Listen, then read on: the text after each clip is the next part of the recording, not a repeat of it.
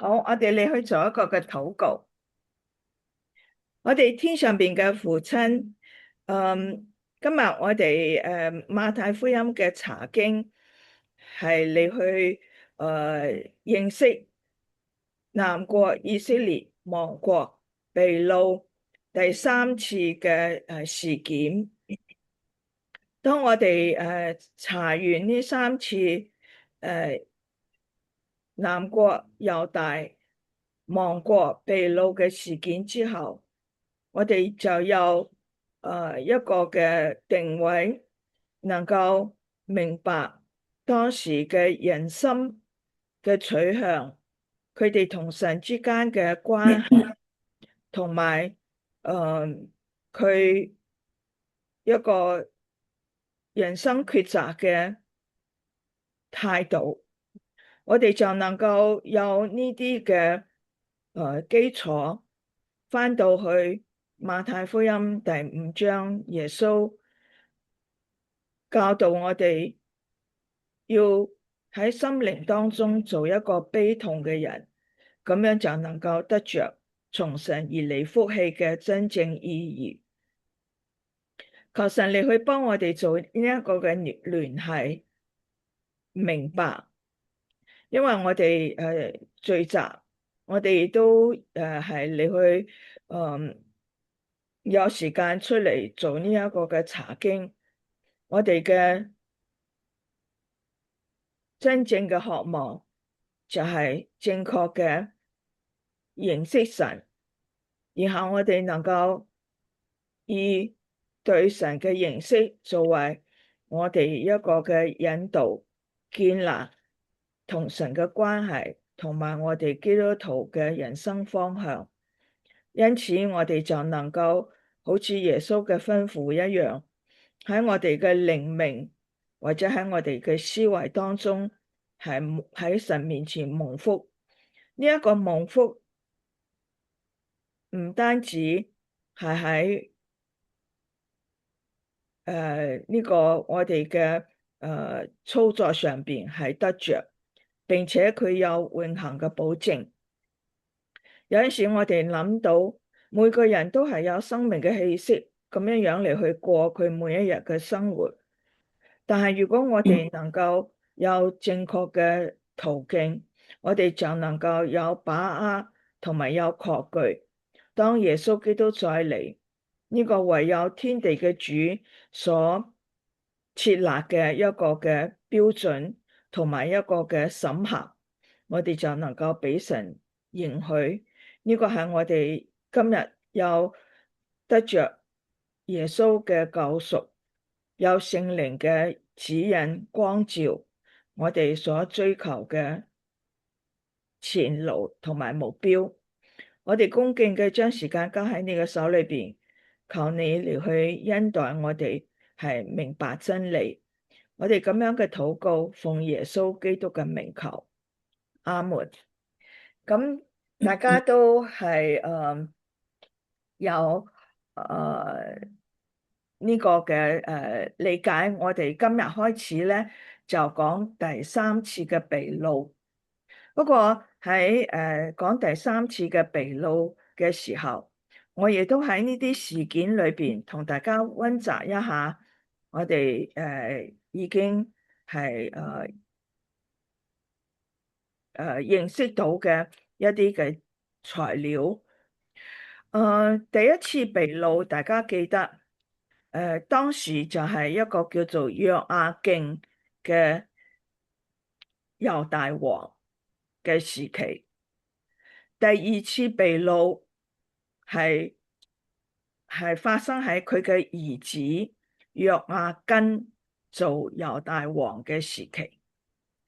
咁而家第三次嘅被擄係邊一位王呢？又喺咩時間呢？我哋今日就會喺聖經當中嚟去翻閱同埋認識。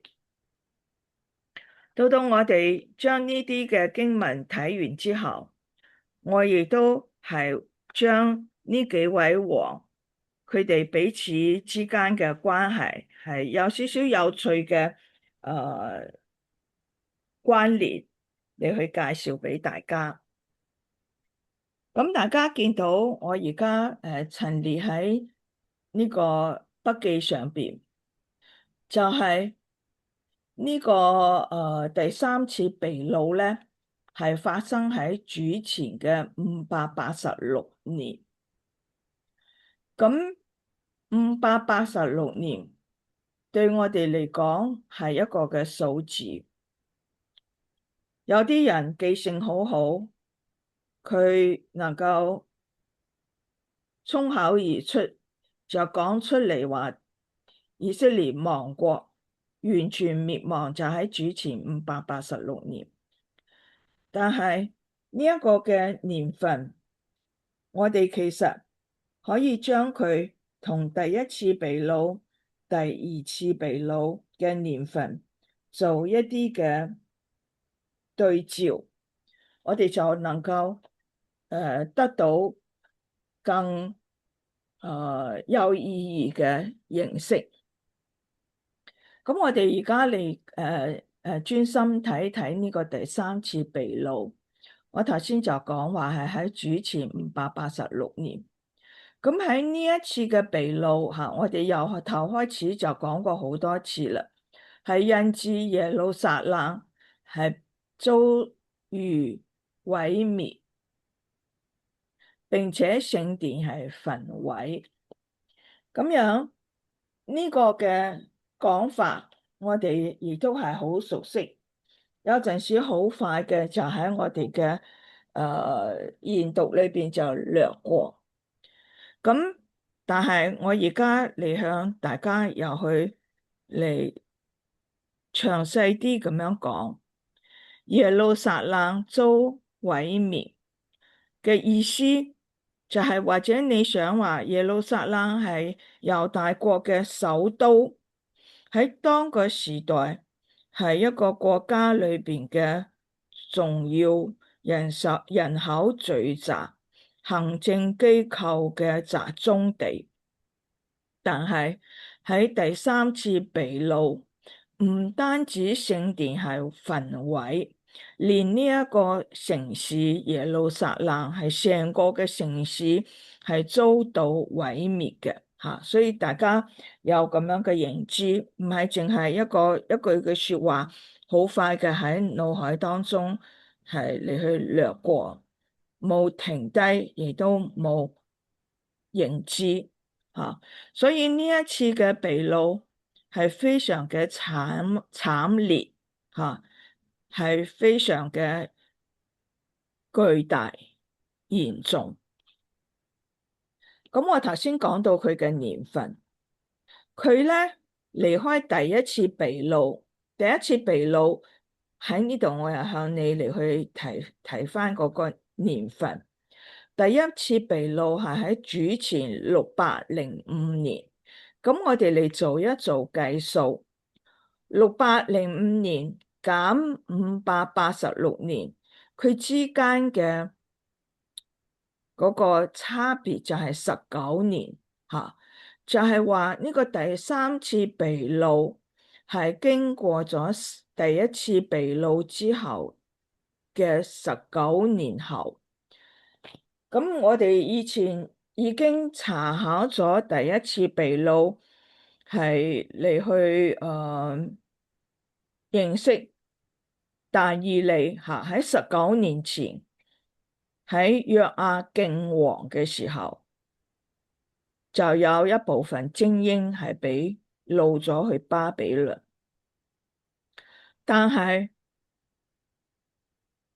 經過咗19年嚇，如果你將佢整數，即係19年將近20年後喎，你想想你自己嘅人生嚇，你20歲同埋你40歲嘅時候，或者你30歲同埋50歲，即係隔咗咁耐嘅時間嚇，然後就係最後一次嘅被擄。咁呢個年份當然我哋而家講到話係主前586年。你話係一啲參考資料講俾我哋聽嘅，或者有啲人研究歷史係嚟去計算出嚟嘅。但係其實除咗嗰啲嘅來源之外，聖經本身係有講俾我哋聽，話呢一次嘅被擄係發生喺第一次被擄之後嘅19年。喺邊度咧？你點樣知道聖經係咁樣講俾我哋聽咧？等我哋先嚟去將呢啲記錄嘅經文嚟讀一讀，然後我嚟去向你說明。呢個第三次被擄發生係被記載喺列王記下第25章吓，我呢度已經打開咗列王記下第25章嘅第8節吓，呢個第5章嘅第8節點樣講咧？佢話巴比倫王尼布甲尼撒19年5月初7日吓，咁呢個尼布甲尼撒嘅護衛長尼布撒拉旦就嚟到耶路撒冷，所以佢哋尼布甲尼撒嘅嗰個軍隊嚟攻陷耶路撒冷嘅時候，係發生喺尼布甲尼撒19年。咁而第一次被擄，即係但以理被擄嘅時候，係發生喺尼布甲尼撒啱啱做王嘅時候，即係話係尼布甲尼撒第一年。所以佢呢度講話第三次嘅攻臨耶路撒冷發生喺尼布甲尼撒19年，我哋就有呢一個嘅資料，知道佢係喺第一次被擄以後嘅19年嚟去發生呢一個嘅戰事嘅。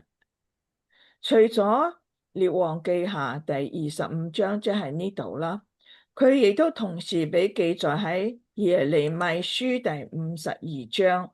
咁我哋就翻到去耶利米書第25章，對唔住52章吓。你睇下呢個亦都係耶利米書最後吓，唔單止呢個被擄係記錄喺列王記下、歷代志下最後嘅一章書之外，喺呢個耶利米書亦都係耶利米書最後一章吓。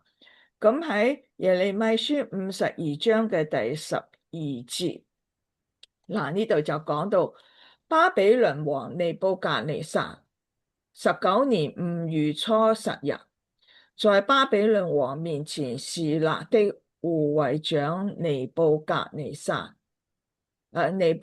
尼布撒拉旦進入耶路撒冷。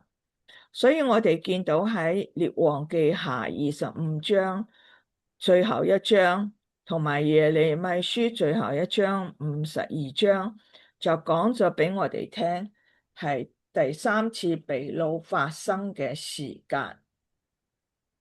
咁呢個係離開第一次被擄嘅19年後，佢又係喺第二次被擄嘅幾多年後咧？佢係離開第二次被擄，第二次被擄係喺主前嘅597年，所以如果你用597年減586年咧，嗰個中間隔開咗11年，係過咗11年嘅，所以我哋就知道以色列南國猶大被擄，第一次尼布甲尼撒啱啱做王嘅時候嚟去擄走第一批少量嘅精英，之後過咗11年，又再嚟攻打耶路撒冷。嗰一次就係我哋上一次所講一個大規模嘅被擄，係喺第一次被擄之後嘅11年，咁又再過咗8年吓，即係離開第一次19年。對唔住，對唔住，我頭先講錯咗嚇。呢個11年唔係由頭計嘅，由頭計嘅話應該係第二次被擄係第一次之後嘅8年嚇。我哋上一次講咗係嚇，上一次呢度啦嚇，係第一次被擄之後嘅8年嚇，就係第二次被擄。然後第二次被擄之後咧，再經過11年咧，就係第三次嘅被擄。咁好啦。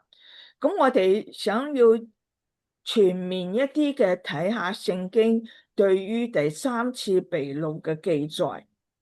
咁根據我哋以前已經講過，我哋能夠好快脆，唔需要唔需要死背喺我哋嘅腦海當中嘅。你掀一掀聖經嘅目錄，你就知道呢個最後被擄一定係記錄喺列王記下最下後邊，歷代志下最後邊嘅地方。所以呢個第三次嘅被擄咧，我哋就要見到，我哋就知道佢係記錄喺呢個列王記下最後一章，係25章。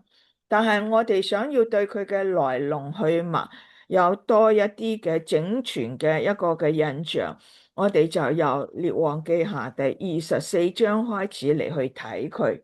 咁我而家又將嘅經文係翻到去列王記下嘅24章，列王記下24章，我哋由第17節開始嚟去睇一睇當時嘅一啲嘅情況。第17節，巴比倫王拿約雅斤嘅叔叔馬炭亞代替他作王，給馬炭亞改名叫西底家。咁點解要立呢個西底家咧？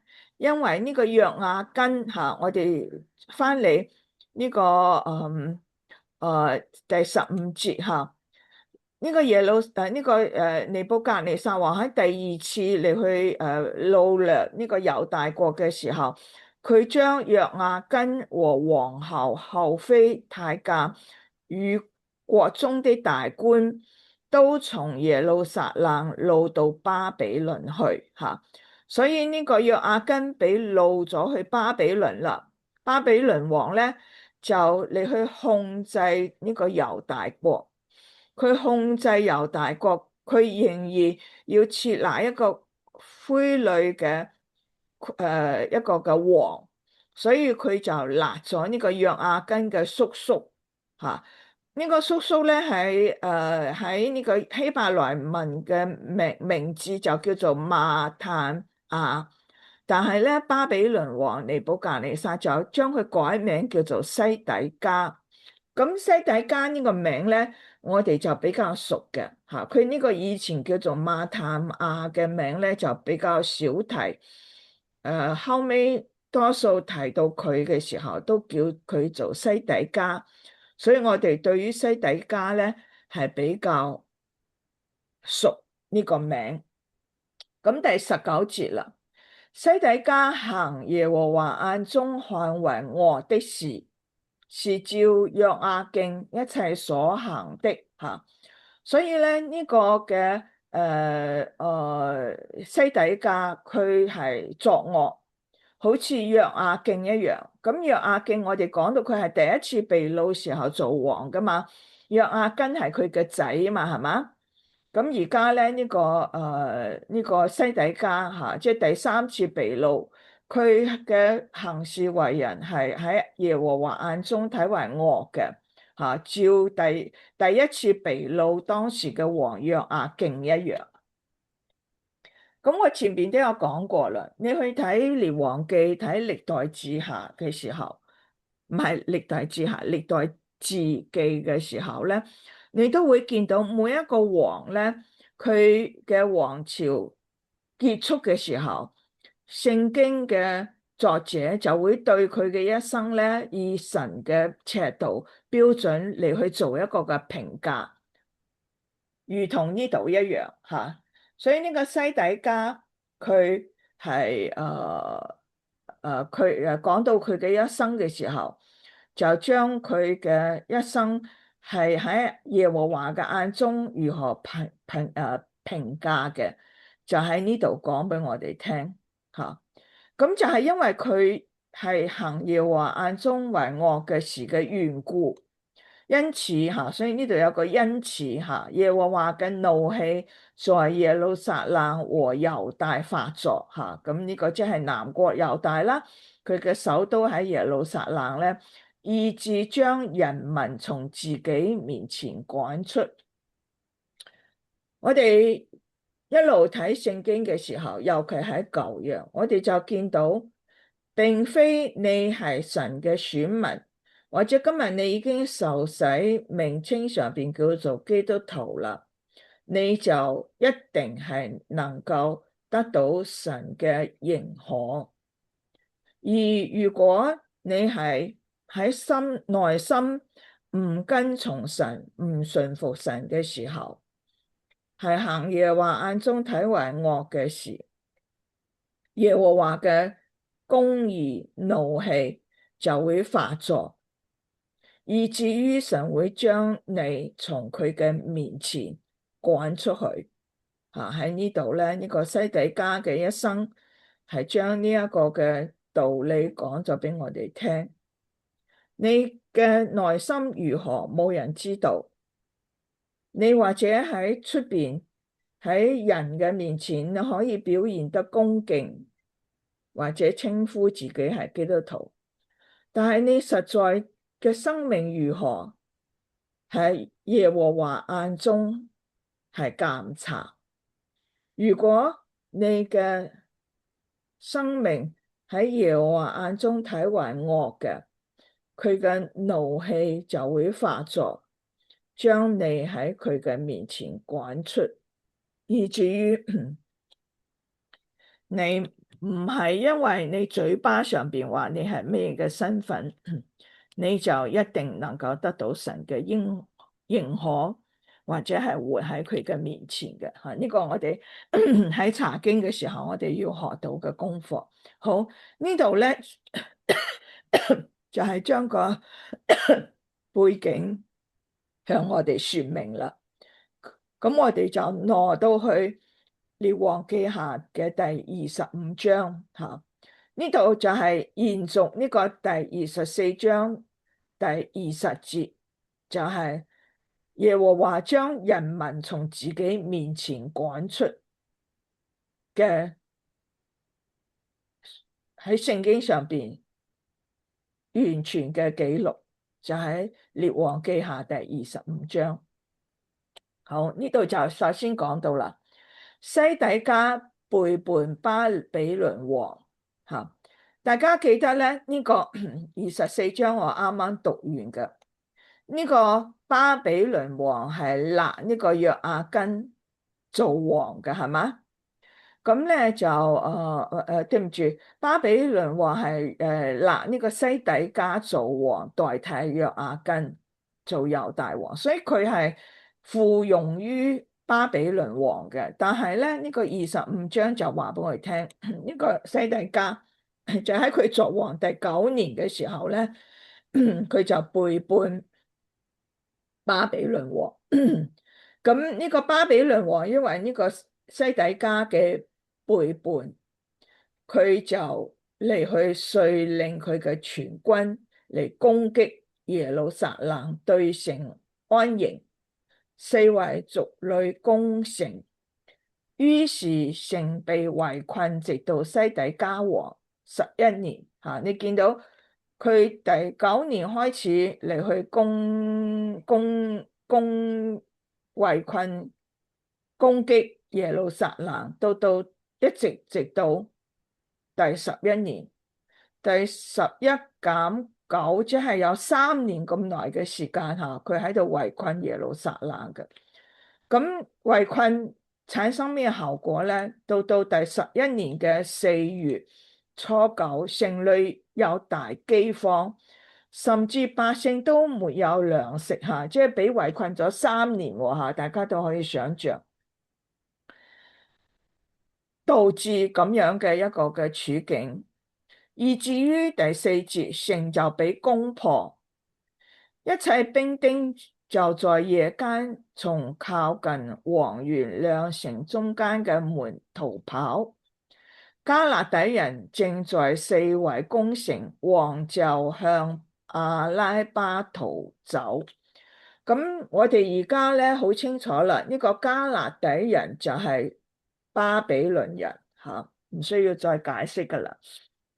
咁咧喺呢個西底家第11年4月初9日，已經係民不聊生啦。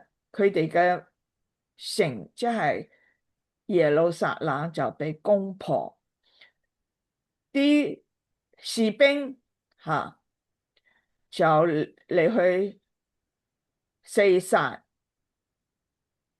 咁第5節，迦勒底的軍隊追趕王，在耶利哥平原追上他，他的全軍都離開他四散吓。咁已經喺耶路撒冷嘅時候，嗰啲兵丁就逃跑啦。呢個西底家可能同佢哋一齊逃跑，咁咧但係就俾迦勒底嘅軍隊咧，就喺耶利哥平原就追上咗佢。如果大家仲記得我哋睇地圖嘅時候咧，我哋講到以色列人佢哋出埃及之後進入迦南地，第一個嘅城就係耶利哥。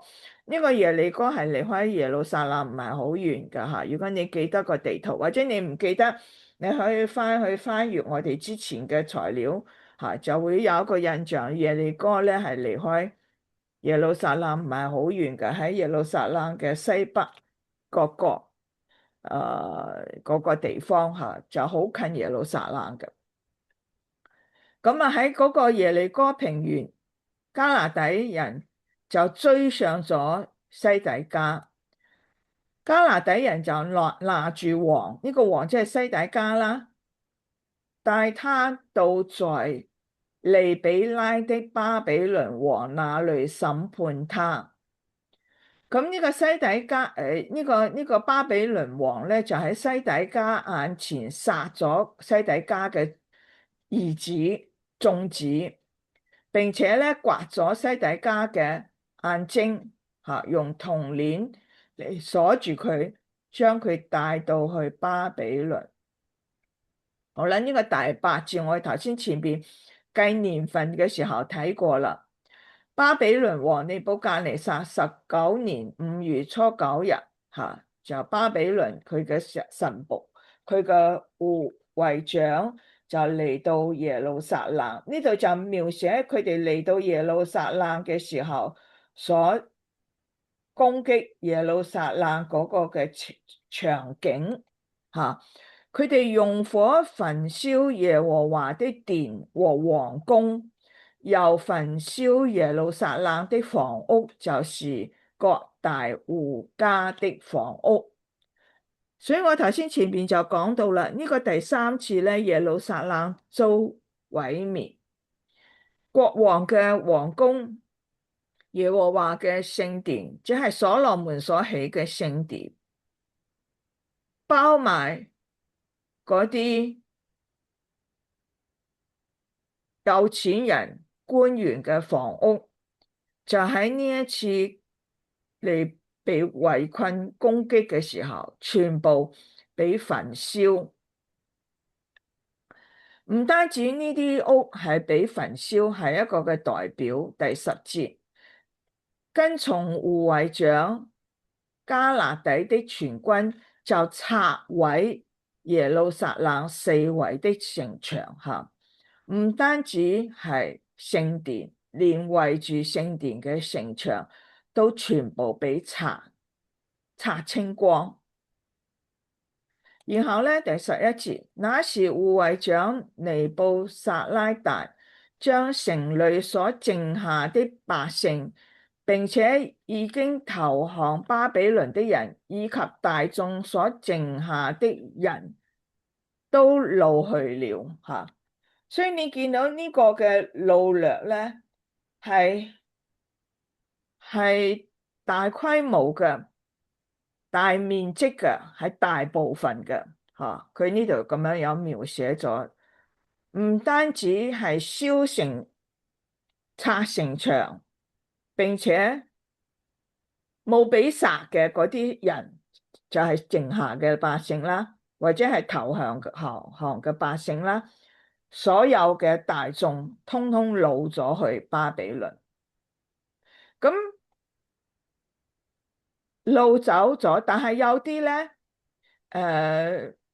佢哋睇唔上眼嘅，即係民中最窮嘅，佢哋就由得佢哋留喺呢個猶大地，因為猶大地仍然需要有人修理葡萄園、耕種田地，嗰啲係最不被重視嘅、最窮嘅，就俾留咗落嚟。呢個就係佢攻打耶路撒冷時候嘅場景。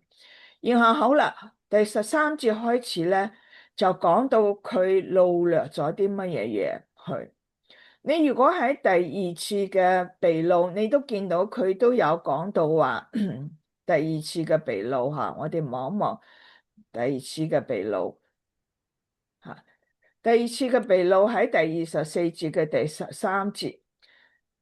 巴比倫王將耶和華殿和王宮裏的寶物都攞去了，將以色列王所羅門所造耶和華殿裏嘅金器都毀壞。所以咧，第二次雖然係好大嘅一次嘅被擄事件，當時呢個巴比倫王咧就係主要攞咗皇宮裏邊嘅寶物，亦都毀壞咗聖殿裏邊嘅金器。但係今次睇25節，佢做咗啲乜嘢？繼續擄掠乜嘢？佢將耶和華殿嘅銅柱，並耶和華殿的盤座和銅海，迦勒底人都打碎了，將那銅運到巴比倫去了。大家記得我哋大概6個月前係嚟去睇過聖殿嘅。所羅門王聖殿嘅建築下，或者你有少少嘅印象，呢啲嘅銅柱、盆座同埋銅海。但係咧，我陣間咧，我都再俾你溫習嚟去睇一睇呢個耶和華殿嘅銅柱、盆座同埋銅海嘅形象，你就知道佢巴比倫王係第3次擄掠嘅時候，第2次就係要話聖殿裏邊嘅寶物嘛，咁今次咧就係連嗰啲裝飾嘅貴重金屬連埋第14節又帶走咗咧鑊、鏟、辣剪、匙羹調羹，並所有一切嘅銅器、火鼎、碗，無論金的、銀的，護衛長也都帶去了。頭先我哋前面讀24節嘅時候，話佢毀壞聖殿裏邊嘅金器，今次咧就更加嘅猖狂，所有啲嘢擄掠一空。呢度又再講翻呢個殿嘅銅柱啦，第16節，所羅門為耶和華殿所做嘅兩根銅柱，一個銅海和幾個盤座，這一切的銅多得無法可稱，好多好多。咁呢個銅柱有幾高咧？佢呢度有描寫俾我哋睇下。係18肘，柱上邊有點點點呢個我就唔讀啦但係佢既然咁樣記錄，就係非常驚人嘅咁樣講咗俾我哋聽咁咧就護衛長拿住大祭司就連埋大祭司副祭司同埋城中一切管理兵丁嘅官嗰啲大官。所遇見常見王面嘅5個人時時都能夠見到王嘅，一定又係高官啦，嗰啲檢點過民軍長嘅書記啦，60個人過問遇見嘅過問60個人嚇。呢啲人咧點樣？呢個護衛長咧就將呢啲人通通帶到去喺尼比拉巴比倫王嗰度。咁咧巴比倫王就將佢哋擊殺喺呢個尼比拉就咁樣猶大人就被擄去離開本地。咁咧就喺呢度咧，我哋就見到被擄事件記錄喺24章嘅17、19、20，我頭先同大家讀到啦同埋25章嘅第1至到第21節咁我頭先都讀多咗啦讀到21節咧，這樣猶大人就被擄離開本地。咁呢個咧就係喺列王記上邊係詳細記錄咗第3次被擄嘅內容。我哋讀完呢個列王記25章就好清楚啦第3次呢個被擄嘅慘烈而呢個被擄事件唔單止記錄喺呢個列王記下第25章之外咧。今日我哋就睇耶利米書我哋之前第一次被擄、第2次被擄就冇睇耶利米書嘅，但係今日我哋要睇睇耶利米書咧，有一節經文咧，都係好經典嘅呢個係喺耶利米書第1章嘅第3節呢度我讀一讀俾大家聽。耶利米書第1章第3節。從猶大王約西亞的兒子約雅敬在位的時候，直到猶大王約西亞的兒子西底家在位的末年，就是11年5月間，耶路撒冷人被擄的時候。好，咁我問下大家咧，呢度咧係咁樣講話到猶大王約西亞嘅兒子約雅敬直到猶大王約西亞嘅兒子西底家，咁呢個係涵蓋咗咩時段啊？請講俾我聽。涵蓋咗3次被擄嘅時段。非常好因為我哋知道第一次被擄嘅王係邊一個？約雅敬。係啦，咁最後一次被擄嘅時候，猶大王係邊個？係呢個今日講嘅嗰個約咩底家？西底家就係西底家所以呢一節係唔係涵蓋咗以色列3次嘅被擄啊？係啊因為所以大家知道第一次被擄雖然係好隱晦嘅，但係其實係約雅敬嘅時候因為我哋知道第2次被擄係約雅斤啊嘛，係嘛？係啊。第2次就係好大面積嘅，第3次就係西底家嘛，係嘛？即係總共19年。係啊，所以我哋有呢個耶利米書咧，第1章第3節就知道第3次嘅被擄，雖然第一次係隱晦，但係其實係開始於約雅敬嘅時期，係咪？而家清楚啦嘛？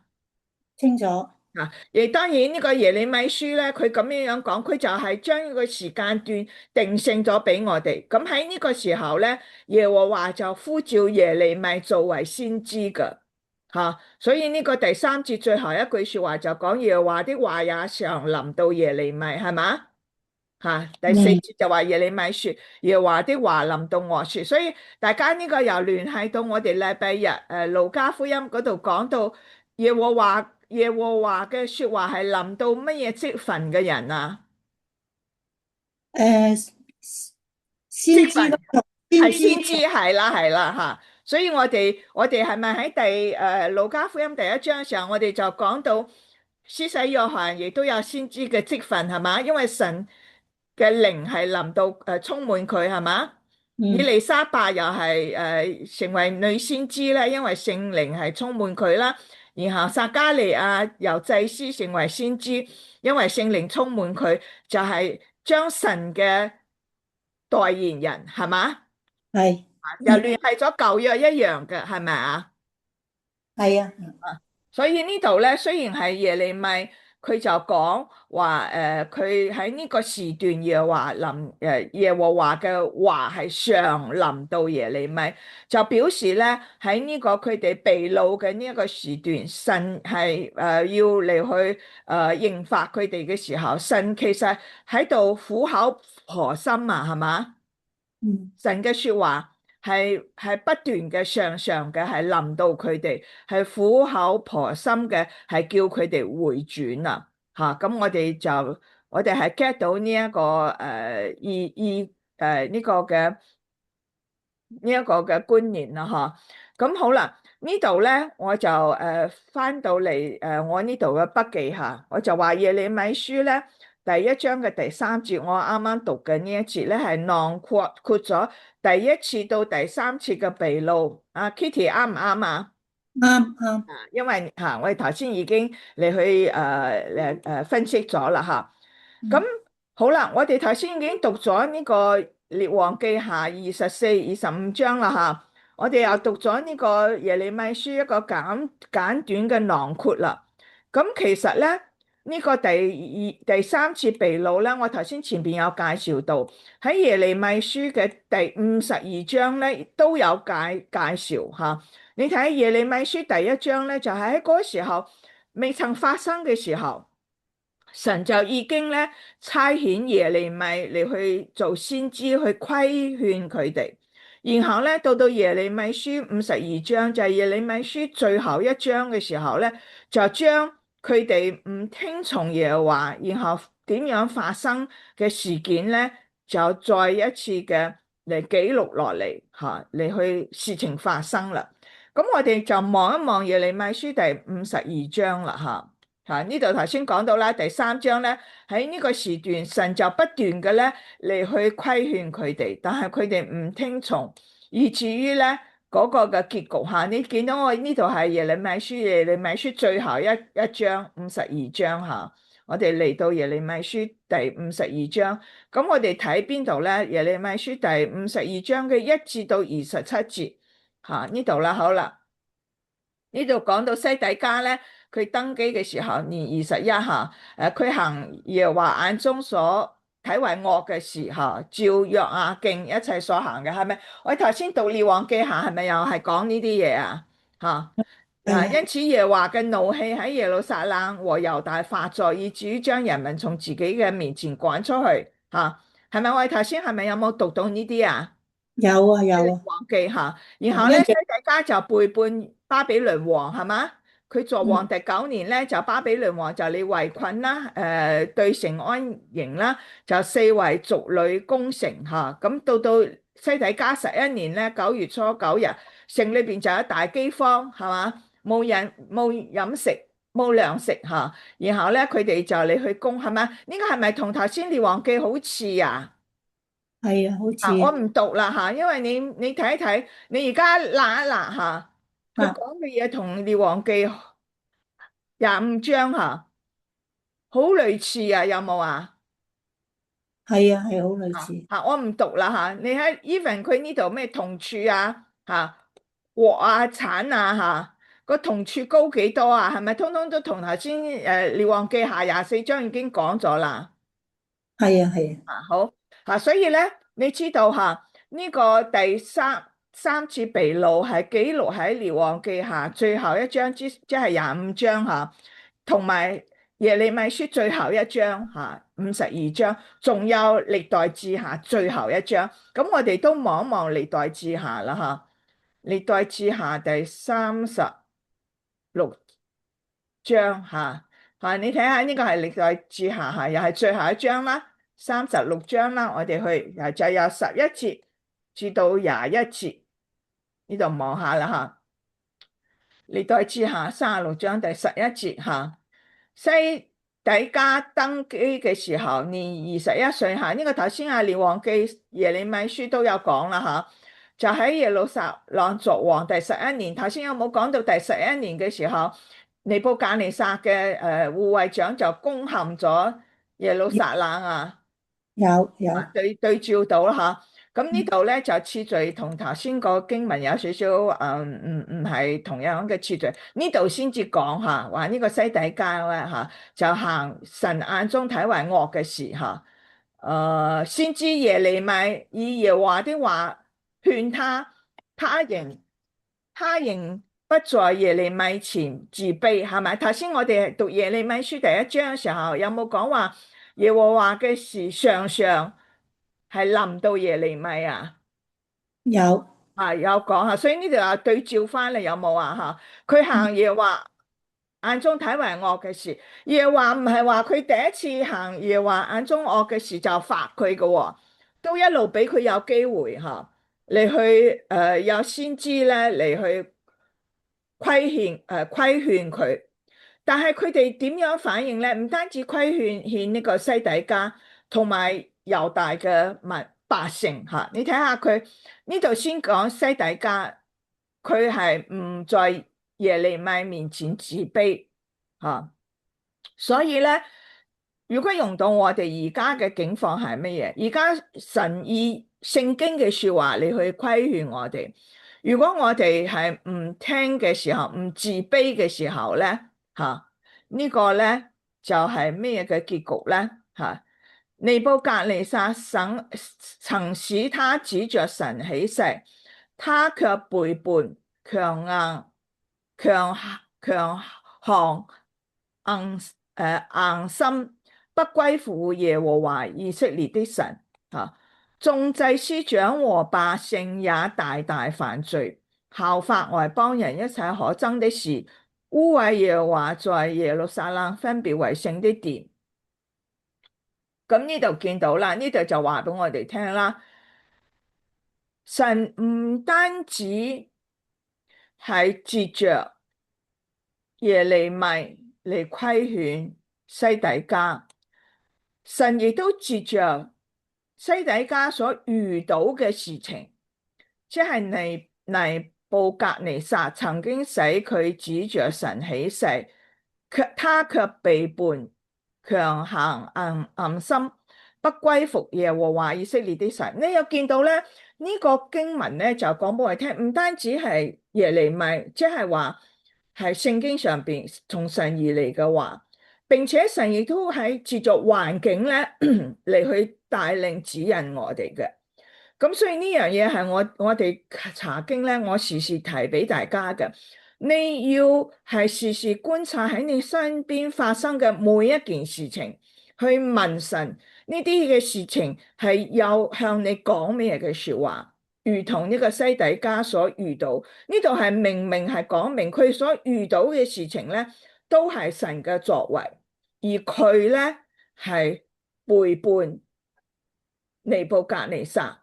佢將尼布甲尼撒曾經叫西底家嚟指住神嚟去向尼布甲尼撒起誓，但係佢卻背叛，所以尼布甲尼撒叫佢嚟去要順服尼布甲尼撒，叫佢起誓，呢個都係耶和華嘅一個嘅造作嚟嘅吓，所以13節先至會將呢件事咧聯繫起話佢不歸服耶和華以色列嘅神吓，所以你唔好話淨係我當然最主要係聖經上邊嘅從神而嚟嘅說話，但喺我哋嘅生活裏邊，我哋所遇到嘅大小事情，我哋都要嚟去警醒、察言、睇、注意神嘅引領。唔好強項硬心或者背叛。如果係咁嘅時候，呢度嘅經文就話俾我哋聽，你咁樣嘅行徑，你嘅動作都係不歸服耶和華以色列嘅神吓。好啦，咁呢度咧就係講到呢個西底家，但係第15節就講翻神自己嘅心意。耶和華他們列祖的神，因為愛惜自己嘅民同埋佢嘅居所，即係耶路撒冷，就係所羅門嘅聖殿吓。佢耶和華就點樣重組起來差遣使者去警戒他們。就係我哋頭先讀咗呢個耶利米書，讀咗呢個歷代志下第36章，講到神多次嘅，冇話第一次佢哋行惡就放棄佢哋，乃係多次嘅去差遣使者去警戒佢哋。但係佢哋咩反應咧？好得人驚吓，佢哋卻嬉笑神的使者，藐視他的言語，譏誚他的先知，以致耶和華的憤怒向他的百姓發作，無法可救。所以我哋知道咧，我哋如果係遇到一啲嘅攻擊，遇到一啲嘅劇烈嘅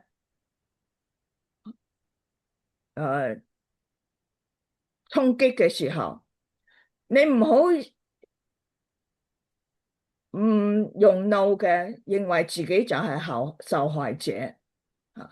喺呢段經文，我哋今日讀到呢個以色列亡國嘅事件裏邊，我哋見到嗰個嘅過程，我哋就要清心誠實嘅去驗察我哋自己嘅內心，我哋與神嘅關係，你有冇唔當一回事？當你遇到風浪打擊嘅時候，你有冇睇小、嗤笑嗰啲規勸你嘅周圍嘅人，或者係環境，或者係神藉着聖靈提醒你聖經嘅說話？你有冇不屑一顧，或者內心譏嘲呢一啲嘅境界？如果係嘅時候，你就係得到咁樣嘅結局。耶和華的憤怒向他的百姓發作，無法可救。而家呢個經文有冇講耶和華嘅憤怒向外邦人發作啊？唔係，話耶和華嘅憤怒係向他的百姓發作，無法可救。發作甚至於無法可救。喺耶和華嘅定義裏邊都冇轉彎嘅餘地啦。神嘅憤怒嘅發作，所以我哋唔可以掉以輕心。所以神點樣咧？所以第十七節啦，所以耶和華使迦拿底人的王嚟攻擊他們。所以呢度有個所以。所以呢度咧，即係俾我睇到咧，佢攻擊到咩嘅地步啊？他們聖殿裏，在他們聖殿裏用刀殺了他們的壯丁，不憐恤他們的少男處女、老人白首，耶和華將他們都交在迦拿底王手裏。所以而家有啲喺世界上邊，或者係社會裏邊，或者有啲唔認識冇讀聖經嘅人咧，就以為咧有殺戮咧就係唔分青紅皂白嘅，就係錯嘅。你見到人嚟去離棄神，係喺神嘅公義裏邊咧，係令到耶和華係憤怒嘅。以至於神要嚟去興起嚟刑罰，甚至於耶和華嘅憤怒係無法可救。點樣無法可救咧？你讀17節就嚇死你，因為咧神係可以興起嗰啲唔係神百姓嘅人，如同呢度嘅迦拿底人嘅王。甚至於喺神嘅殿裏邊，或者如果我哋用而家你講喺教堂裏邊，用刀殺佢哋，你以為淨係殺嗰啲冇用嘅窮人咩？唔係，呢度話殺佢嘅少男少女，係花樣年華嘅最精壯嘅少男少女。你以為你路人白手嚟就會俾放過咩？一樣包括喺裏邊吓。耶和華用刀殺咗佢哋嘅壯丁，唔憐恤佢哋，因為耶和華嘅憤怒發作，無法可救吓。而佢哋被殺戮吓，係你去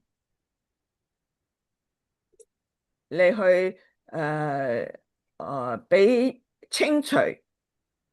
神係用一個外邦人嘅人吓，你去興起，你去攻擊佢哋，你去做為神嘅一個嘅工具吓，所以佢哋咁樣嘅處境咧，係耶和華嘅作為吓。呢度最後17節最後一句話，耶和華將他們都交在迦勒底王手裏啊，所以佢哋被殺，用刀被殺，無論係少男少女、處女、路人白手吓，即係最珍貴嘅一群人。佢哋都被刀殺害，而咁樣嘅事情嘅發生咧，係耶和華嘅手，耶和華將佢哋交出去，交喺神嘅器皿嘅手裏邊，呢個係耶路撒冷城裏邊嘅人嘅遭遇，然後咧。呢個迦勒底王對於呢個耶路撒冷嘅擄掠仲做咗啲乜嘢咧？係將神殿裏邊嘅大小器皿同埋耶和華殿裏邊嘅財寶，並王同埋眾首領嘅財寶，所有一切嘅財寶，無論在哪裏，無論誰家嘅，無論係王宮聖殿，無論係高官闊路，佢哋通通都俾帶去巴比倫吓。然後咧，第19節點樣講？迦勒底人吓，即係巴比倫人咧，焚燒神的殿，拆毀耶路撒冷嘅城牆，用火燒了城裏的宮殿，毀壞了城裏寶貴的器皿。咁咧，呢個就係頭先列王記下同埋耶利米書52章都有講下，佢呢個歷代志下又用咗佢嘅文字將佢摘下嚟去陳述吓。咁凡脫離刀劍嘅，即係未被殺死嘅吓，未被殺死嘅第20節，凡脫離刀劍嘅，迦勒底王都擄到巴比倫去，作他和他子孫的僕婢，直到波斯國興起嚟吓。所以咧，以色列被擄，全部嘅人一就被殺，一就被擄吓。除咗嗰啲最窮嘅人俾掉低吓，你去維繫嗰度嘅葡萄園耕種。所以呢度咧就係喺聖經當中咧，我哋幾個地方咧呢度你見我嘅材料啦，列王記下25章同埋耶利米書52章，歷代志下36章係呢個聖經當中咧主要記載呢個被擄事件嘅。但係我哋讀咗列王記下，讀咗耶利米書，讀咗歷代志下幾次嘅重複咧，已經非常非常清楚啦。唔係淨係講描述事件本身，將佢嘅來龍去脈，將人嘅反應，通通咧係囊括其中，要我哋嚟去得到指引教導同埋警醒順服嘅。好，咁我再介紹多少少嘢。頭先我特別就問大家，你頭先係唔係咧？我先開始係咪讀咗列王記下第25章之後，我讀耶利米書嘅第52章？呢兩段聖經係咪我頭先有問過大家係唔係嗰個寫作係咪好似啊？係啊，係咪好似吓？因為咧，佢可能咧係使用同一個嘅資料來源吓。我而家俾你望一望啦吓，我將呢個吓，你見到我而家咧係將呢個吓，你見到左邊咧就係列王記下第24章有冇啊？有，見到，右手邊就係耶利米書52章，好嘛？嗯，哇，好似我而家俾你睇兩個對照嚇，有24章，所以我頭先係24章來龍去脈開始讀。你話西底家登基嘅時候，年21，在耶路撒冷作王11年，他母親名叫哈姆他，是勒拿人耶利米的女兒。嚇，呢個耶利米書52章係咪？你睇下有冇一個字差別啊？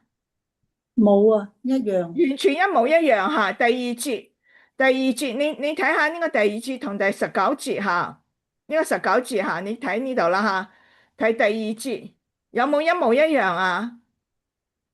一模一九樣。節一嚇，樣，係一模一樣嚇。好啦，呢個20節嚇，同埋第3節有冇一模一樣啊？係係啊，一樣一樣。係一模一樣。好啦，咁呢個24章完啦嚇，我哋去25章啦。好，25章好啦，咁呢度我哋睇下，呢度就繼續啦吓。西底家背叛巴比倫王吓，呢個第一節吓，呢度啦吓，呢個係列王記下25章第一節。你睇睇呢個耶利米書第52章第4節，有冇一模一樣啊？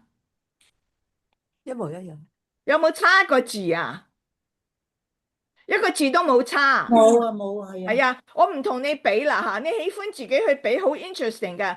呢個咧列王記下25章咧，同埋耶利米書52章啊，由頭到尾全部嘅字一模一樣噶。哦，係啊，頭喎。先我讀，我特登唔講俾你聽啊，我就話佢好似係嘛，我頭先問你阿 Kitty 啊，我咪頭先問你好似係嘛，係啊，係啊。我特登唔講俾你聽，其實佢一模一樣噶。嗯嗯。啊！你哋而家知道啦嚇，你喜歡嘅時候，我唔同你對啦嚇，我自己對過啦，全部一模一樣嚇。係。好啦，因為咧喺呢度我就講俾你聽，可能咧列王記下25章同埋耶利米書第52章咧，好可能係使用同一個歷史嘅檔案嘅來源，好唔好啊？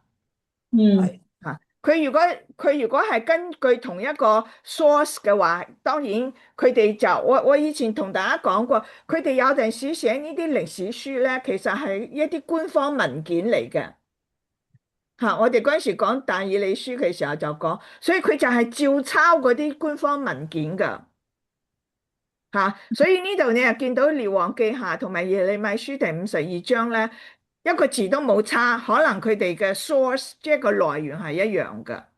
好唔好啊？係。但係雖然我講咧耶利米書52章係最後一章，其實咧52章係耶利米書嘅附錄啊。你以前可能從來都唔知道啊。耶利米書真正係完結喺邊度咧？完結喺51章啊。我俾個證明你睇好唔好？吓，我哋嚟去耶利米書吓。耶利米書，你見到呢度啦吓，最後一章係52章係嘛？嗯。我而家去51章啦吓，51章最後一節，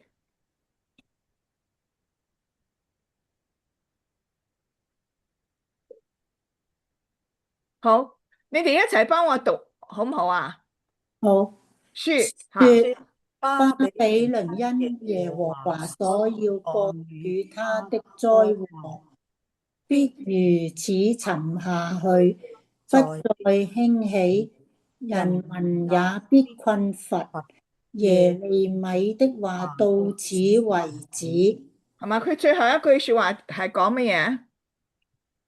耶利米的話到此為止。係啊，所以耶利米書其實係停喺51章噶。咁點解有52章咧？吓，所以呢個52章咧係可能係耶利米書嘅附錄啊，後尾加上去嘅個目的係乜嘢？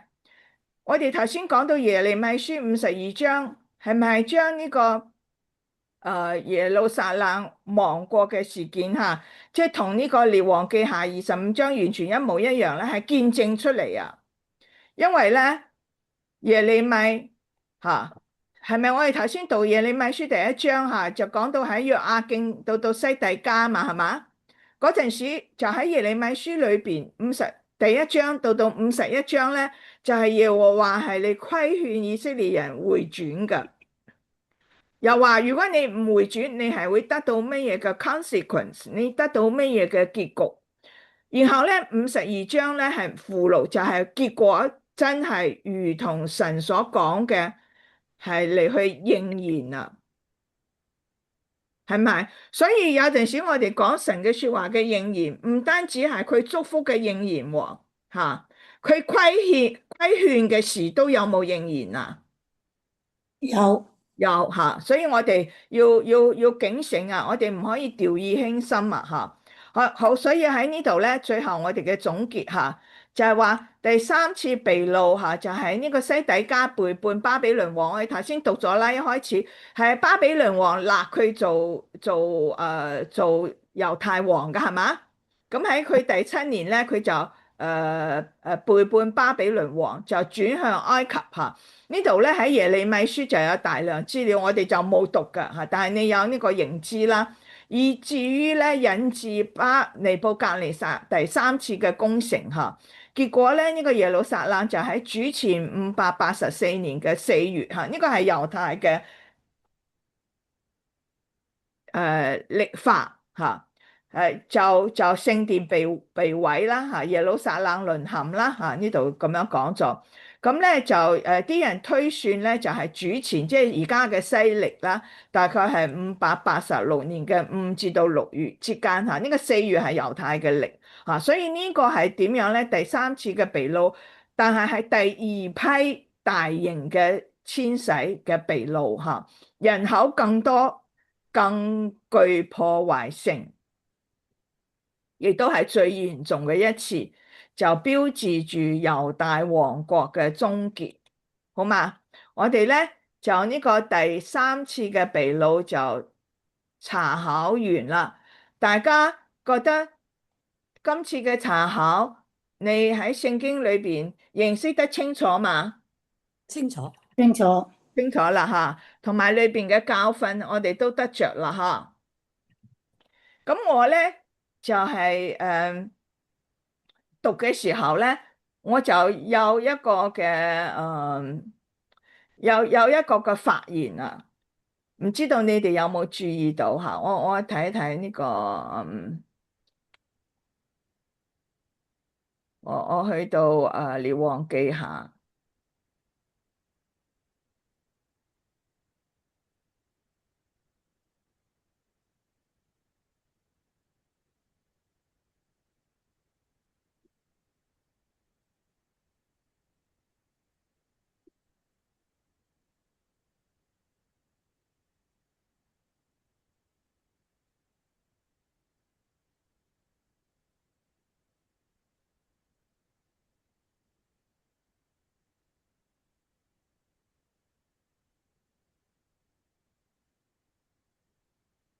列王記下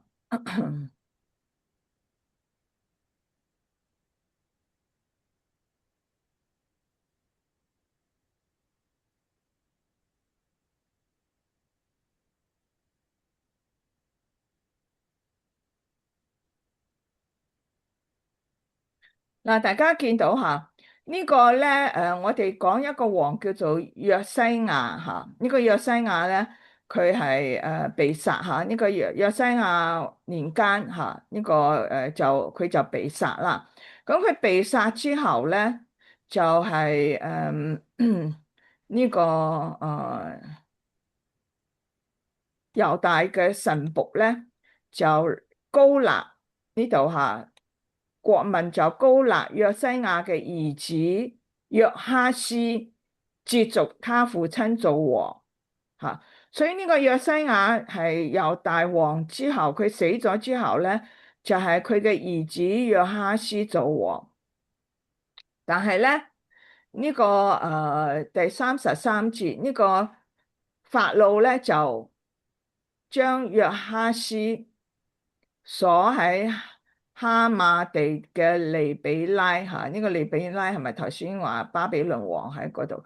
咁咧就不許他在耶路撒冷做王，即係呢個約西亞死咗之後，國民就膏佢嘅兒子約哈斯做王，但係咧呢個法老王就唔俾約哈斯喺喺耶路撒冷做王，佢咧就立約西亞嘅兒子以利亞敬接續佢父親約西亞作王，就改名叫做約亞敬。咁而家講到約亞敬，我哋開始係咪就熟啦呢個名？嗯，約亞敬即係第一次被第一擄，次被擄嗰個係啦係啦，嗰個猶大王嘛。所以呢個約亞敬嘅父親叫乜嘢？約西個父亞係嘛？西亞係係啊係啊。咁佢仲有一個 brother 係咪就係呢度頭先就講呢個法老王唔俾佢做王嘅就叫做呢個頭先嗰個叫約哈斯約哈斯係啦係啦嚇。咁即係約哈斯同埋呢個約亞敬都係約西亞嘅兒子啊，有冇啊？係嚇！但係咧，我哋睇下第25節嚇，唔係24章，24章咧，嗱，你睇下呢個西底家，你有冇人講俾我聽呢個西底家係邊個人嘅仔啊？西底家係啊約雅金個叔係啊，即係佢又係嗰個約西亞嘅仔啊！哦，又係約西阿蘇係咪即係同佢爸爸同一個阿爸啊？係咪阿蘇同埋自己嘅爸爸？如果叫得到阿蘇，係咪即係同一個阿爸啊？係啊嗱，所以就話咧，呢個西底家咧係呢個約阿根嘅阿叔啦，即係佢西底家即係約阿敬嘅 brother 啦，係嘛？因為佢係約阿根嘅阿叔嘛，約阿根係約阿敬嘅仔嘛，係嘛？所以係啊西底家係咪佢嘅係約阿敬嘅 brother 啊？哦係啊係啊係啊係啊所以先至叫得到佢做阿叔嘛。我就睇嘅時候，我就好有興趣啊，我就做咗一下誒搜索啊，我就將佢咧嚟去陳列俾大家。哦，呢度先俾你睇嗱，呢個就係嗰個我哋頭先咪讀到呢個呢個巴比倫王係咪？佢將好多嘅銅係路到巴比倫去，有冇啊？有啊有就喺呢度，你記到嘛？所有呢度嘅銅啊，呢度金金燦燦嘅吓，就係呢啲銅，即係聖殿裏邊係咪銅柱啊？吓，高18肘嘛，係嘛？銅海啊，同埋啲盤洗桌盤啊，係嘛？大家記得我哋嗰陣時，主要係我有幾次同大家講呢個聖殿嘅建造嘅時候，我哋當時都睇過啦，有冇啊？有睇過呢個銅盤咧，呢個銅海咧，呢個叫銅海，因為佢好大嘛，係12隻金牛馱住噶嘛，係咪？12隻金牛係代表以色列12個支派嘛。嗯就係佢呢個巴比倫王將呢啲咁多嘅銅擄咗去巴比倫嚇。咁我頭先就講咧，呢個約西亞嚇，我而家好快脆同你讀一讀嚇，但係個經文我就唔同你讀啦。猶大王約西亞佢同埃及法老爭戰就被殺咗。頭先係咪同你經文約莫睇過下係嘛？呢個約西亞嚇佢就被殺咗。咁呢啲國民呢個頭先我又同你讀咗個經文啦，就膏立佢嘅仔約哈斯做王係嘛？係啊吓，但係咧法老王就唔俾約哈斯做王嘛。頭先我都同你讀啦吓，而且咧呢個法老王唔俾約哈斯做王，就將約哈斯就帶到去埃及，佢就死咗喺嗰度啦。呢個約哈斯就死咗喺埃及啦。但係咧佢唔俾約哈斯做王，佢就立另外一個約西亞，同樣係約西亞嘅仔。約亞敬就做附庸王，咁後尾咧約亞敬就係又背叛呢個巴比倫王係嘛？咁後尾巴比就死咗，佢背叛巴比倫王就死咗，然後咧巴比倫王就立約亞敬嘅兒子約亞根佢做王，就係第2次被擄噶。你可能而家腦筋都轉唔過嚟。呢個咧，當時我同你講講當時嘅世界局勢。當時咧就大家知道我哋睇地圖，埃及喺邊度啦嚇，又知道巴比倫喺邊度啦嚇。巴比倫就喺呢個尼布甲尼唔係米索巴達米亞啊嘛，係咪？嗰個兩河嚇嗰兩河域嗰度。嚇喺巴比倫嗰度啦。咁所以當時咧，神興起巴比倫嘛，我哋頭先都講到神興起加勒底人嚇嚟去做神嘅工具嚟去懲罰呢個猶大。咁但係當時咧，埃及都係一個大國嚇，埃及係古文明國，所以當時咧呢個埃及咧因為呢個巴比倫係好強大啊嘛，所以巴比倫咧佢亦都係即係周圍去爭戰，佢亦都攻打呢個埃及嘅，所以呢個埃及咧就嚟去同呢個巴比倫就係對戰啊。咁呢個兩個強國啦，即係巴比倫同埋埃及嚟去對戰。咁咧呢個起初嘅時候咧，猶大係受制於埃及嘅所以你見到呢個約西亞嘅兒子約哈斯同埋咧呢個約亞敬咧都係俾邊個嚟去管轄住噶？俾埃及嘅法老係嘛？嗯嗯但係咧但係後尾咧就嗰個巴比倫興起啊，嗯就就超過咗埃及，就控制咗呢個約亞敬。所以我哋唔係講話第一次被擄就係喺呢個約亞敬第三年啊嘛，係嘛？我哋之前講到但以理書都講第三年，我哋讀呢個列王記嘅時候都有講係第三年，佢就臣服於巴比倫王嘛，係咪？所以佢就係由埃及咧喺呢個約亞敬時期咧就變成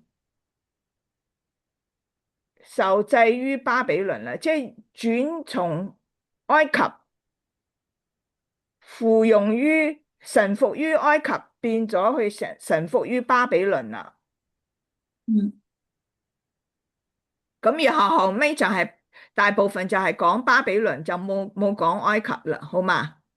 嗯所以咧呢個咧約亞敬嘅兒子約亞根咧就繼續去做王，但係我哋講到約亞根第三年，佢就俾擄到巴比倫啦嘛。嗯上一次咧，我呢度有經文吓，咁37年之後咧，即係呢個約亞根就去咗巴比倫做咗囚犯啦，就俾關咗喺嗰個監牢裏邊。但係37年之後咧，約亞根就得到當時嘅巴比倫王善待，嗰陣時尼布甲尼撒已經死咗啦吓。嗯就係呢個約亞根咧37年被擄到巴比倫後擄佢嘅時候係尼布甲尼撒。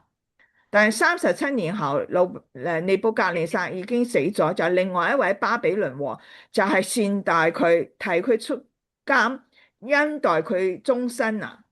呢個上個星期我同大家讀過呢個經文喺列王記下25章最後嗰3節啊。係啊，呢個約亞根佢好年輕，佢21歲登基嘛然後做咗3個月就被擄，即係佢去到巴比倫嘅時候21歲。然後過咗37年，尼布甲尼撒死咗啦，就興起另外一位巴比倫王，就善待佢，就放佢出監，並且係同王同用嗰個膳食，係咪？上個星期讀嗰段經文，係啊，直到佢死啊。係咁但係咧，先唔好講到話佢死，就係呢個約亞敬咧，就係個兒子約亞根咧。就接續佢王，我頭先就講咧，已經由埃及咧轉咗去巴比倫啦嚇，所以咧呢個約亞根咧，佢咪做咗3個月就擄咗佢去巴比倫嘛，所以呢個巴比倫王當時仲係尼布甲尼撒咧，就立呢個約亞根嘅叔叔係咪？頭先啱啱讀咗，我問你佢係呢個約亞敬嘅 brother 啊嘛，係嘛？嗯所以因為佢係約亞根嘅叔叔嘛，約亞根嘅爸爸就係約亞敬啊嘛。係所以呢個咧，就立咗佢嘅叔叔西底家咧，即係我哋今日講第三次嘅被擄就做王係嘛？嗯，所以咧呢個約雅敬、西底家同埋呢個叫做約哈斯咧，通係通都係兄弟，都係約西亞嘅仔嚟㗎。係啊，都係兄弟嚟嗱，嘅。我做咗一個圖俾大家睇，好唔好？嗱，你見我呢度咧就有一二三四嚇，仲有經文。我因為而家已經過時，我唔同你讀經文啦。我頭先講嘅嘢，你有興趣你翻去睇撿呢啲經文，就係講我頭先講喺一二三四嘅次序嚇，就係約西亞死咗嚇，就係佢嘅仔約哈斯做王，但係埃及咧王就唔俾約哈斯做王嚇，就立咗約雅敬。但係約雅敬做到一半嘅時候咧，就巴比倫嚟啦，就控制咗約雅敬，咁約雅敬咧就後尾反叛巴比倫，就死咗。咁巴比倫就立佢嘅仔約雅斤做王，嗯，然後約雅斤咧就做咗3個幾月係嘛？做咗3個月就俾擄到去巴比倫，然後巴比倫王就立咗約雅斤嘅叔叔。就係做王西底家做王，所以咧你睇呢度一二三四，你睇個圖就清楚，你有冇啊？先係約西亞係爸爸嚟嘅係，然後咧佢死咗我頭先咪讀一開始同你讀佢去戰場就被殺啦嘛，係嘛？嗯佢嘅就受傷，咁啲翻咗去耶路撒冷就死咗，咁國民就膏立約哈斯，係嘛？咁嗯但係埃及王就唔喜歡約哈斯做王，就立呢個約雅敬。約雅敬都係約西亞嘅仔但係咧約雅敬咧就喺佢中途嘅時候就臣服咗巴比倫，咁然後咧佢又反叛巴比倫，所以咧佢就死咗啦。佢死咗咧，巴比倫咧就立咗約雅斤佢嘅仔。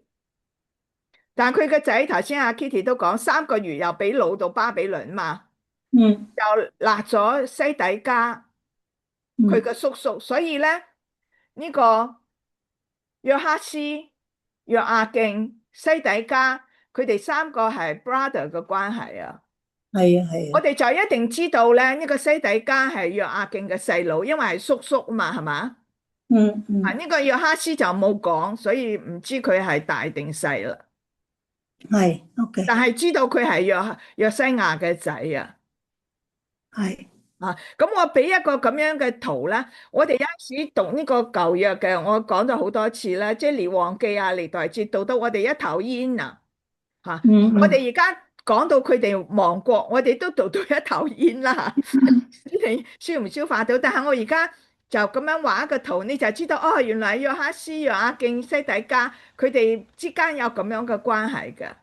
係啊，都係約西亞嘅仔嚇，咁你喜歡要做 reference 咧，我就喺呢度列出嚟嘅經文，我喺呢度work out 嘅，好唔好啊？好好，咁仲有咧，我又最後一句講呢個約西亞，即係我哋頭先係咪讀咗好多聖經評論呢個猶大王啊？大部分嘅評論都係乜嘢啊？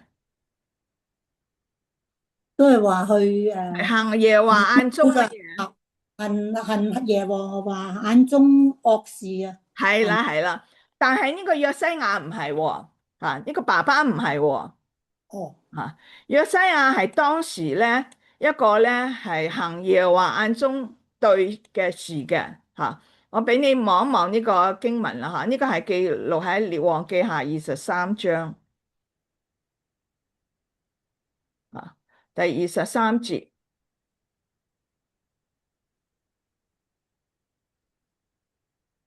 呢度講啦，約西亞咧係喺18年嘅時候向耶和華守逾節嗱，呢度25節到29節，喺約西亞以前沒有王像他盡心盡性盡力的地歸向耶和華，遵行摩西的一切律法，在他以後也沒有興起一個王像他嚇。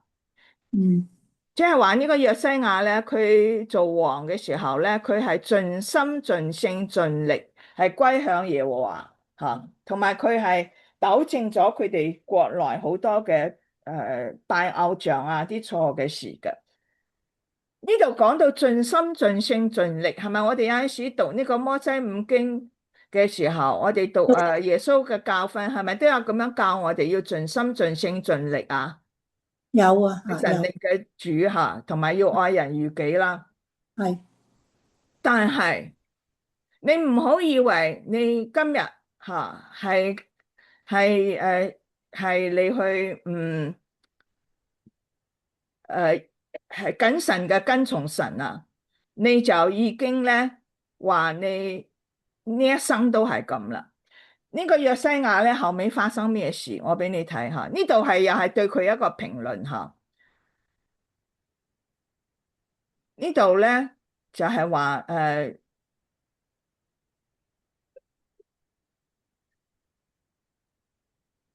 呢個要去到係我喺呢度先講下呢個約西亞，呢度約西亞約西亞其餘嘅事，凡他所行的都寫在猶大列王記上嚇。約西亞年間，埃及王法老尼哥，你記住呢個名嚇，呢個法老王叫做尼哥，佢就上到伯拉河攻擊亞述王，係嘛？我頭先係咪同你講呢個埃及同埋亞述打仗啊？哦，嗰陣時未係巴比倫嘅嚇，嗰陣時係亞述王。咁約西亞咧王就去抵擋呢個埃及王尼哥啊。咁埃及王遇見約西亞在米吉多，就殺了他，即係殺呢個約西亞啊。咁約西亞嘅臣僕咧就用車將他嘅屍體從米吉多送到耶路撒冷，就葬喺佢嘅墳墓裏邊。咁我同你睇一睇歷代志下講到呢一件事，歷代志下第35章嚇，歷代志下35章嚇，而家講約西亞喎嚇，就係20節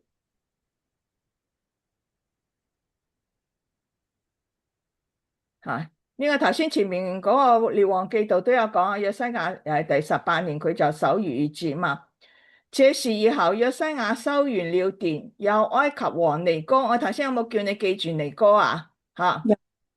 上來要攻擊靠近伯拉河的加基米斯，約西亞出去抵擋他。約西亞出去抵擋邊個？抵擋呢個埃及王尼哥啊！但係當時埃及王尼哥嚇，頭先列王記度話佢係同亞述王打仗嘛，係嘛？係。咁其實咧喺嗰個時候咧，呢個約西亞咧就係出去抵擋呢個埃及王嘅緣故咧，佢係幫亞述噶，即係佢同亞述有少少好似結盟咁樣樣啊。所以因為呢個埃及嚟去同亞述打仗，所以呢個約西亞就多事啊，要去幫亞述啊，就出去抵擋呢個埃及。但係咧，呢個埃及王尼哥嚇，大家睇下呢個關鍵啦嚇。第21節就係呢個尼哥，佢就差遣使者嚟見約書亞說：猶大王啊，我與你何干？我今日來不是要攻擊你，乃是要攻擊與我爭戰之家，即係亞述啦。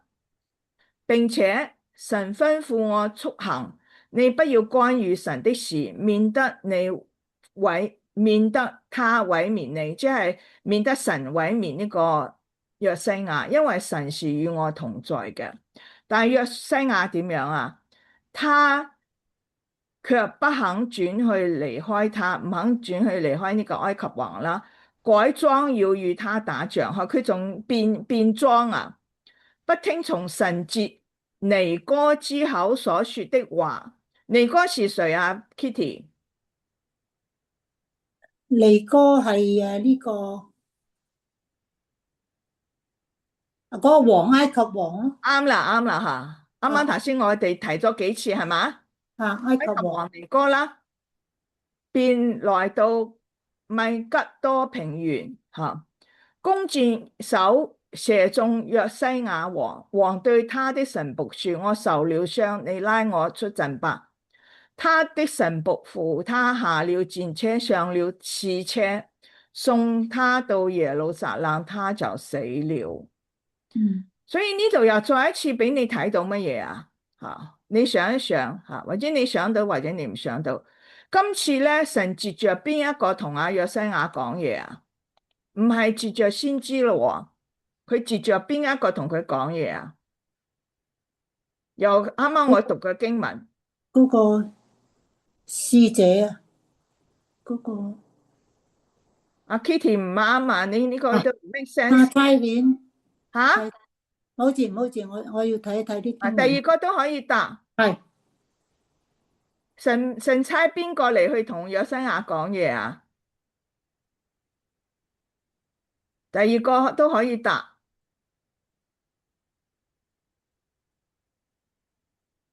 唔知道啊？你未讀懂我頭先同你讀嘅經文啊？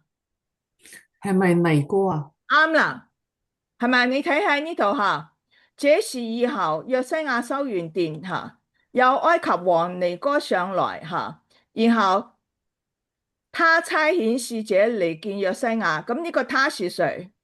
尼哥。尼哥，尼哥啱啦吓，然後咧第廿二節，約西亞卻不肯轉去離開他，即係埃及王啦，要去攻打佢啦，就改裝啦，不聽從神接着邊個講啊？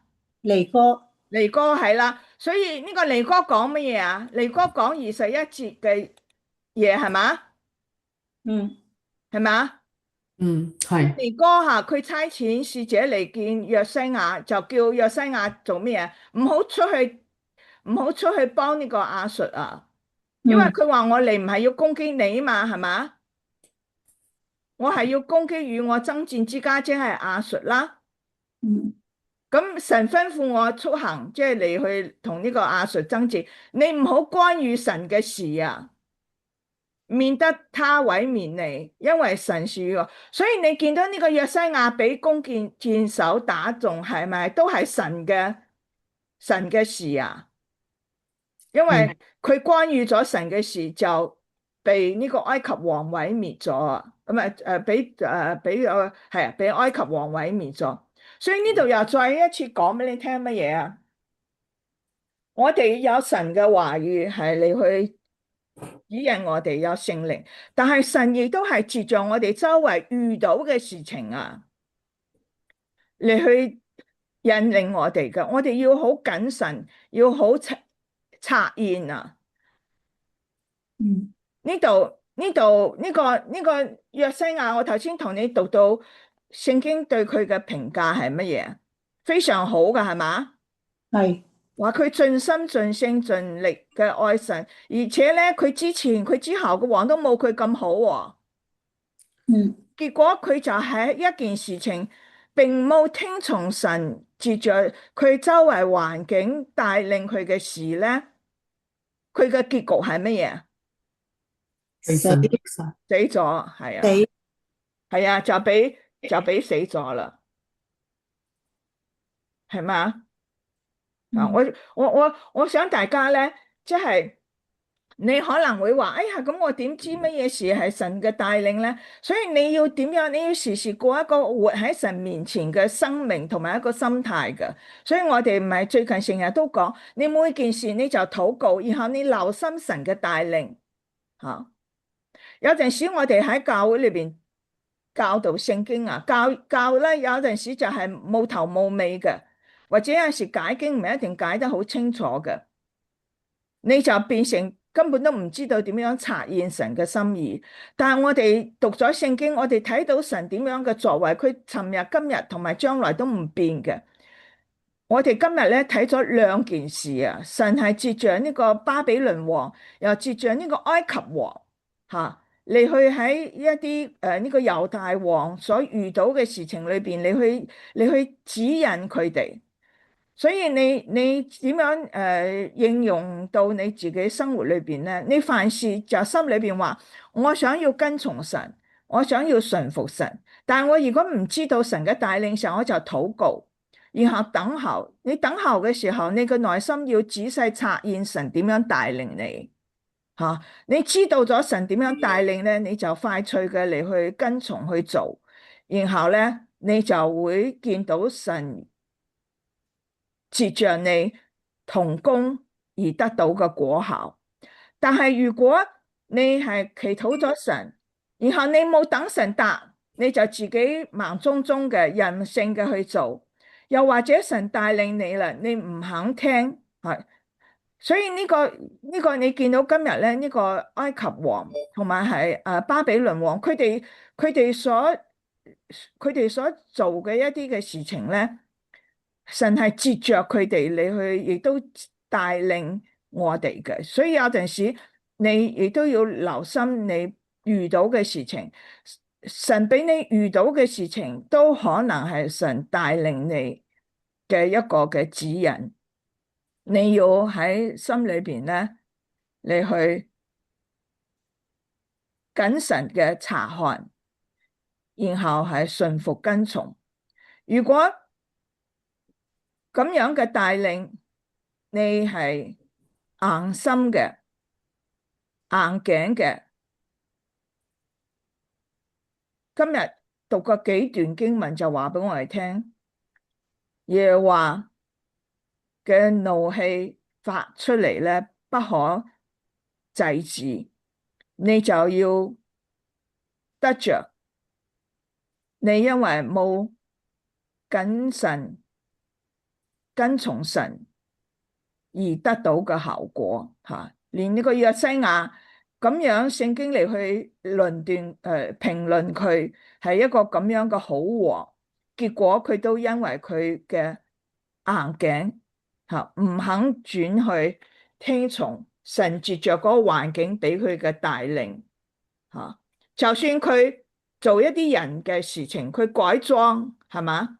佢炸第二個樣，唔係王嘅樣，以為人哋就唔會攻擊佢，點知嗰個弓箭手就係咁樣一射，就射中咗佢，佢就受咗重傷，就死咗啦。吓，所以我哋讀聖經嘅時候，我哋要喺呢度即係好嚴謹嘅話俾我哋聽，我哋係要步步為營，跟從神啊！咁呢度咧就係我哋3次嘅被擄就已經講完啦吓。咁咧我喺呢個筆記，我今日就會將全部嘅筆記呢個3次被擄筆記通通俾晒你哋吓。咁你見到咧，我就首先做咗一個表吓，喺經文嘅出處吓，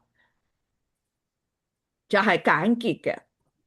然後咧，我又將呢個3次被擄咧，又再重複一次嚇，又再重複一次，將佢咩事件係經文幾時邊度嘅出處嚇，你睇下第一次嚇，呢度第一次啦，逐次對照，第一次被擄嚇，第二次被擄嚇，第三次被擄，我又重複做咗一個summary 俾大家嚇。所以呢度總結可以點樣講咧？就列王記下同埋歷代志下，唔係冇記載第一次嘅被擄，有記載，不過佢唔係話被擄，佢乃係以政治上邊臣服，同埋佢一個被俘虜嘅國家係嗰個強國咧，就會轉移佢嘅器皿嘅方式呈現第一次嘅被擄嚇，而第二、第三次咧就係明確嘅軍事同埋人口嘅遷移嚇，物件嘅係被擄去啦，嚟去記錄就好清楚嘅第二次、第三次嘅被擄嚇，咁咧3次合起嚟就構成尼布甲尼撒時期猶大國完整嘅被擄歷史嚇，所以我估呢一份嘅材料你哋都會好寶貴啦，可以留住嚇。嚟去做以後嘅參考嘅。嗯咁我哋呢一個嘅3次嘅被擄嘅事情就已經係結束啦吓。下一次翻嚟我哋就會翻到去聖經馬太福音第5章啦。大家有冇咩回饋？你今日講嗰啲即係經文，即係解釋俾我聽。我嗰個腦突然間諗起有一句就係話：神不以有罪為無罪，即係即係好，即係又唔好你係輕慢不得噶，係嘛？係啊，輕慢不得。講下，就算你係有罪神，為無罪係輕慢不得噶。係啦，你唔好以為人哋睇得到睇唔到有關係啊，冇關係噶。我就諗起呢一句說話，係喺我個腦嗰度諗起。非常好吓。如果係我都係成日想起呢句說話噶。係即係就算你係神嘅子民，你係去嘅兒女，就算你如果你唔聽神嗰個勸勉嗰個提醒個引領啦吓，個引領，你照行自己嗰個自我中心嚟，神都係是非分明嘅，係嘛？係啦，咁佢一樣係好嚴厲嘅懲罰。係啊吓，所以我哋係咪要時時好敬畏謹慎跟從神吓？係啊，好吓，咁無論如何，我哋查考呢啲聖經都係對我哋有好大嘅益處，同埋有指引，又話俾我哋聽屬是屬非係應該點樣做，就一啲含糊都冇，係嘛？好清楚，即係清楚係啊，例子都俾咗我哋啦吓。好，咁咁我哋都好寶貴啦。我今日咧就會將所有嘅呢個第3次被擄嘅3次被擄嘅材料全部俾晒你哋啦吓。咁呢個係3次被擄最後一份材料啦吓。係完整嘅。好，咁我哋做一個結束嘅禱告。父神，我哋你去研讀你嘅話語係何等嘅寶貴，因為我哋係被造嘅人，我哋實在係好有限制，有陣時思想唔清晰，分辨對錯，亦都有偏差。但係神係愛我哋嘅，以至於將你嘅誡命、你嘅訓詞、你嘅心意、你嘅做法，通通係仔細清晰嘅陳明喺我哋嘅面前，亦都俾例子我哋睇到我哋跟從你，同埋跟從你就要得福，係叛逆唔聽從你嘅時候就要係滅亡，係嚟去係展示得一清二楚，冇拗撬或者係嚟去託詞咁樣嘅範疇嘅。求神俾我哋讀咗呢啲之後，唔係懼怕嘅害怕，乃係敬畏嘅害怕。有敬畏有害怕，我哋先至知道能夠謹慎，每時每刻嘅你去仰望跟從你，呢個亦都係你賜俾我哋救恩，你帶領我哋基督徒生命，你最終嘅心意，我哋都感謝你嘅引領之外，都求聖靈幫助我哋係勇敢嘅，唔含糊嘅，謹慎嘅，亦都係敬畏神嘅行喺其中。我哋咁樣嘅禱告係奉耶穌基督嘅名求。阿門。阿門。